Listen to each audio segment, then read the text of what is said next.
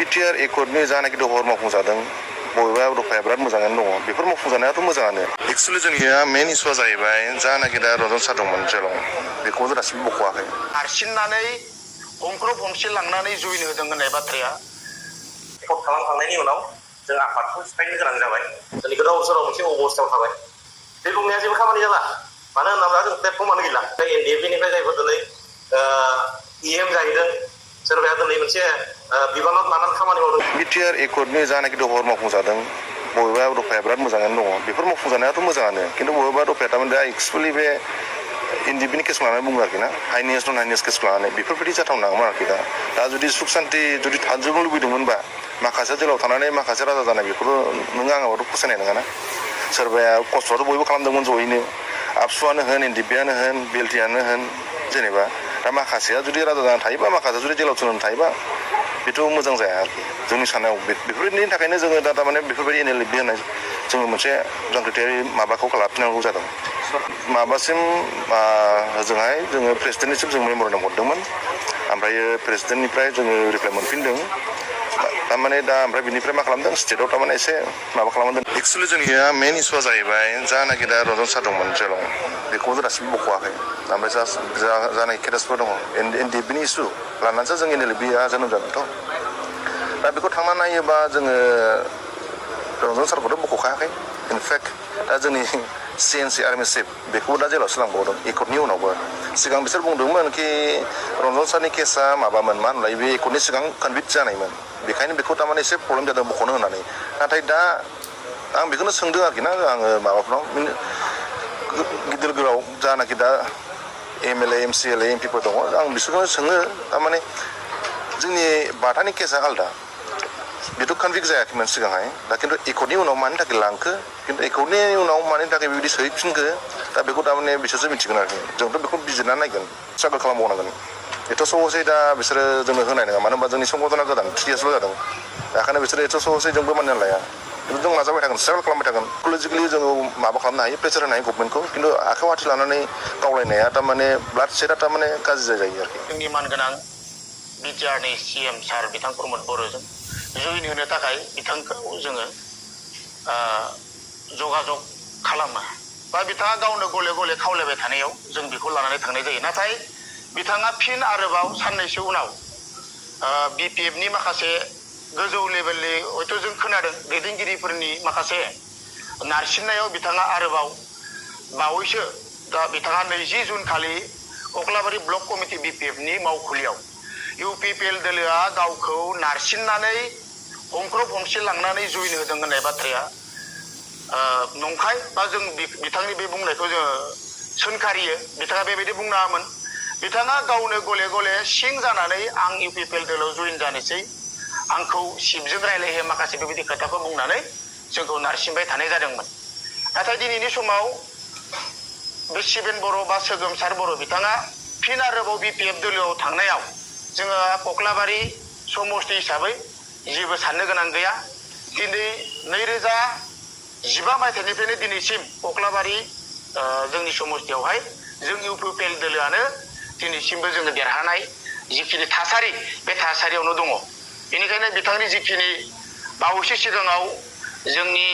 दैदेनगिरि बा एमसिएलए बिथांखौ थगाय थसि लांनानै गावखौ जर जबस्ति मिडियायाव बुंनो होनाय बाथ्रा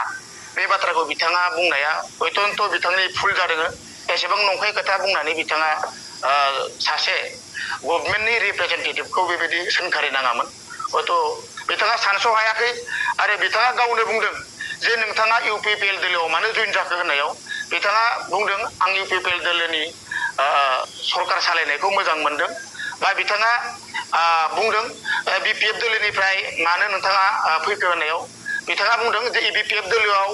बा बिपिएफ दोलोखौ आं गाज्रि मोननायनि माखासे कारनखौ आं उनाव बुंसिगोन होननानै बिथाङा बुंदों नाथाय फिन बिथांमोना गावनि बिपिएफ दोलोनि माखासे दैदेनगिरिफोरनि नारसिननायाव बिथाङा जिखिनि खोथाखौ बुंबाय बियो बिथांनि जों सानना लादों दा जों इउपिपिएल दोलोआ सोरखौबा नारसिननानै इउपिपिएल दोलोआव जइन जानांगोन होननानै जोङो कक्लाबारि समस्तिनिफ्राय जों रावखौबो जर जबस्ति नारसिननानै जों इउपिपिएल दोलोआव जइन होआखै जे जोङो थांनाय जे 2020नि 27 जानुवारियाव जे बिटिआर एकर्ड जाबाय नङा होमबा बेवहाय जोंनि एनडिएफबि हिसाबै दिनै बे एकर्ड खालामखांनायनि उनाव जोङो गोथां NDFB हिसाबै जोङो मोनसे सुक्ति खालामखांनायनि उनावथ' थाबाय थानो हाया होमबा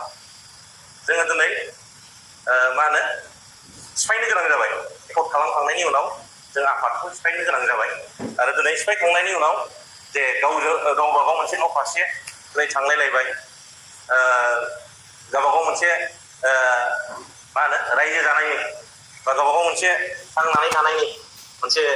खाबुखौ लालायनानै जों बै समनिफ्राय जेनेबा गावस्रालायजोब्बाय गावबा गाव न' थांनानै थाहैबाय खुनु मोनसे कमिउनिकेसन गैलायलायला खुनु मोनसे रायलायलायनाय गैलायलायला नङा होमबा आनि खानि जालाबायबाय नङा होमबा दिनै बे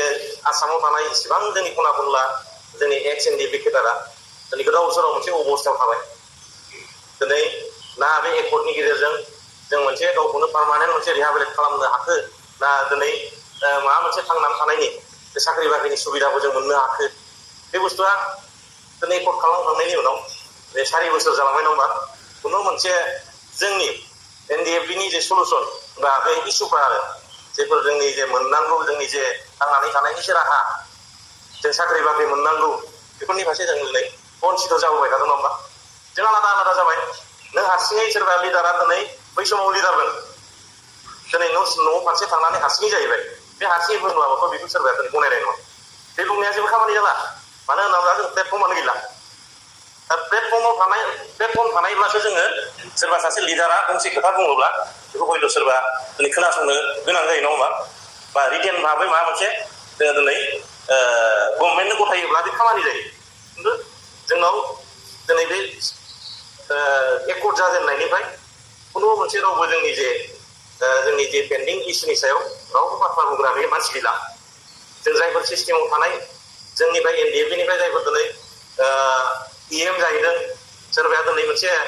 बिबानाव लानानै खामानि मावदों सिस्टेमाव दा बिथांमोननि सायाव जों मोनसे आसाबो खालामदोंमोन दा बिथांमोनाबो गाव गावनि बेक्तिगत माने पलिटिक्सनि सार्थनि थाखाय बिथांमोनहा जोंनि फारसे जेबो समाय होनो हायाखिसै जोंनि जानानै बिथांमोना दिनै दिसपुराव बाथ्रा बुंनो हायासै दिल्लीयाव बा बिथांमोना बाथ्रा बुंहरनो हायासै गाव गावनि राजनैतिक सार्थनि थाखाय बेस्थ' जाबाय थादों दा होमब्ला जों मा खालामनांगोन जोंनाव मोनसे बिराद साननाय फैबाय जोङो बिराद मोनसे दुखु नांनानै जों गावफ्लेनानै थानाय जे जोंनि केपेबिलिटि थानाय जोंनि सेंग्राफोरखौ लानानै जों जयै मोनसे प्लेटफर्म बानायनानै जुदि जोंनि इस्युनि सायाव रेस्ट खालामाब्ला बे NDFBआ दिनै खुनु मोनसे NDFB मुंनि चिह्नआनो थानाय नङा